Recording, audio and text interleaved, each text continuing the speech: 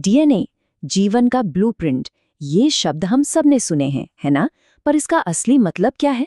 आज हम उसी कहानी की तह तक जाएंगे जिसने हमें ये समझने में मदद की कि डीएनए आखिर काम कैसे करता है। और ये कोई मामूली कहानी नहीं है, ये एक ऐसी जासूसी कहानी है जिसने साइंस की दुनिया को हमेशा के लिए बदल कर रख दिया। लेकिन इस मॉलिक्यूल की ताकत को सच में समझने के लिए चलिए थोड़ा टाइम ट्रैवल करते हैं, करीब 4000 साल पीछे, एक ऐसी कहानी पर जो दिखाती है कि डीएनए कितना कमाल का और जानकारियों से भरा खजाना हो सकता है। जरा सोचिए, साल 2010 में वैज्ञानिकों को ग्रीनलैंड में बर्फ में जमे हुए बालों का एक छोटा सा गुच्छा मिला, और सिर्फ उस 4000 साल पुराने बालों के गुच्छे से उन्होंने एक पूरे इंसान की कहानी को पढ़ लिया।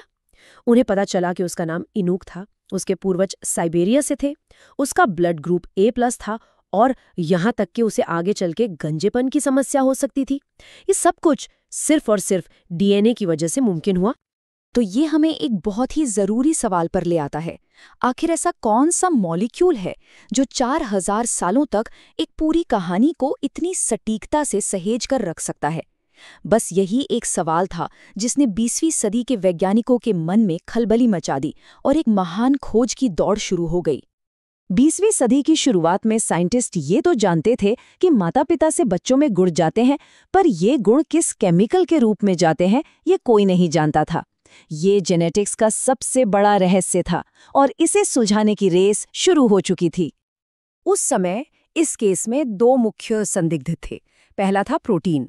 प्रोटीन बहुत कॉम्प्लेक्स होते हैं, 20 अलग-अलग अमीनो एसिड से बने हुए। तो सबको लगा कि भाई जिंदगी की इतनी सारी जानकारी तो इसी कॉम्प्लेक्स मॉलिक्यूल में होगी। और दूसरा था डीएनए, जो सिर्फ 4 आसान यूनिट से बना था, बहुत सीधा साधा। ज्यादातर वैज्ञानिकों की शर्त तो प्रोटीन पर ही लगी थी। लेकिन फिर धीरे धीरे सबूत मिलने लगे और सारे सबूत डीएनए की तरफ इशारा कर रहे थे। पहले 1928 में एक एक्सपेरिमेंट से पता चला कि कोई जादुई चीज़ है जो एक बैक्टीरिया से दूसरे में जेनेटिक जानकारी ले जा सकती है। फिर 1944 में कुछ वैज्ञानिकों ने साबित किया कि वो रहस्यमयी चीज़ प्रोटीन नहीं बल्कि डीएनए है।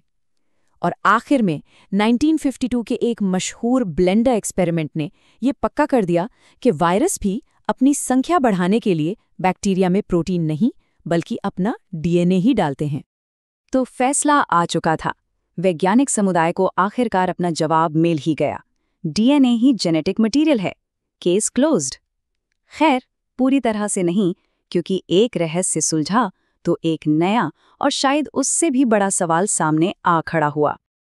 तो अब ये तो पता चल गया था कि डीएनए ही जीवन का कोड है, लेकिन असली सवाल तो ये था कि ये काम कैसे करता है। इसका जवाब इसकी बनावट में, इसके 3D स्ट्रक्चर में छुपा था, और अब रेस उस स्ट्रक्चर को क्रैक करने की थी। इस बड़ी पहेली को सुलझाने में 2 आखिरी और सबसे जरूरी सुराग मिले। पहला, केमिस्ट अर्विन चाराग्राफ ने खोजा कि डीएनए में ए की मात्रा हमेशा टी के बराबर होती है और जी की मात्रा सी के। और दूसरा, सबसे बड़ा क्लू मिला रोज़ैलिंड फ्रैंकलिन के काम से। उन्होंने एक्सरे का इस्तेमाल करके डीएनए की एक तस्वीर खींची जिसे फोटो 51 कहते हैं, जिससे पहली बार पता चला कि डीएनए का शेप एक घुमावदार सीढ़ी जैसा है, एक हेलिक्स। और फिर साल 1953 में वो ऐतिहासिक पल आया। वॉटसन और क्रिक ने इन सारे सुरागों को एक साथ जोड़ा और डीएनए की पहेली को हमेशा के लिए सुलझा दिया। उन्होंने दुनिया को बताया कि ये एक डबल हेलिक्स है, दोहरी घुमावदार सीढ़ी।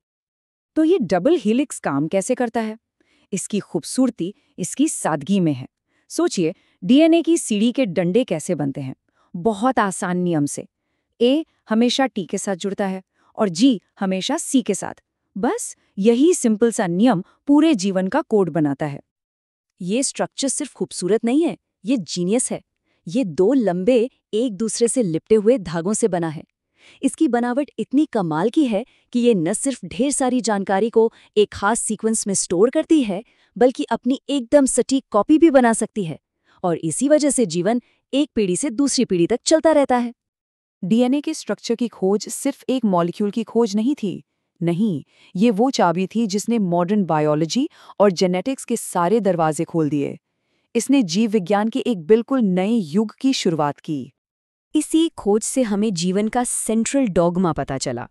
ये एक सीधा साधा प्रोसेस है जो बताता है कि जेनेटिक जानकारी कैसे काम करती है। सबसे पहले डीएनए में लिखी जानकारी को आरएनए में कॉपी किया जाता है। फिर वो आरएनए उस संदेश का इस्तेमाल करके प्रोटीन बनाता है और यही प्रोटीन हमारे शरीर को बनाते हैं और चलाते हैं। और सबसे हैरत की बात क्या है? ये आसान सा प्रोसेस एक छोटे से बैक्टीरिया से लेकर एक विशाल ब्लू व्हेल तक धरती पर मौजूद हर जीव के लिए यही इंस्ट्रक्शन मैनुअल है। ये एक यूनिवर्सल भाषा है जो हम सबको जीवन के एक कॉमन ओरिजिन से जोड़ती है। डीएनए के स्ट्रक्चर की यही समझ हमें वापस शुरुआत में ले आती है, इनुक की कहानी पर। इसी जानकारी की वजह से आज हम इनुक जैसी हजारों साल पुरानी कहानियों को पढ़ पा रहे हैं और साथ ही जेनेटिक टेक्नोलॉजी के जरिए भविष्य की नई कहानियां लिख भी पा रहे हैं। तो जीवन की किताब डीएनए में लिखी है। हम इस भाषा को पढ़ना सीख चुके हैं और अब धीरे धीरे इसे लिखना भी सीख रहे हैं। तो सवाल यह है, हम अगली कौन सी कहानियां लिखेंगे?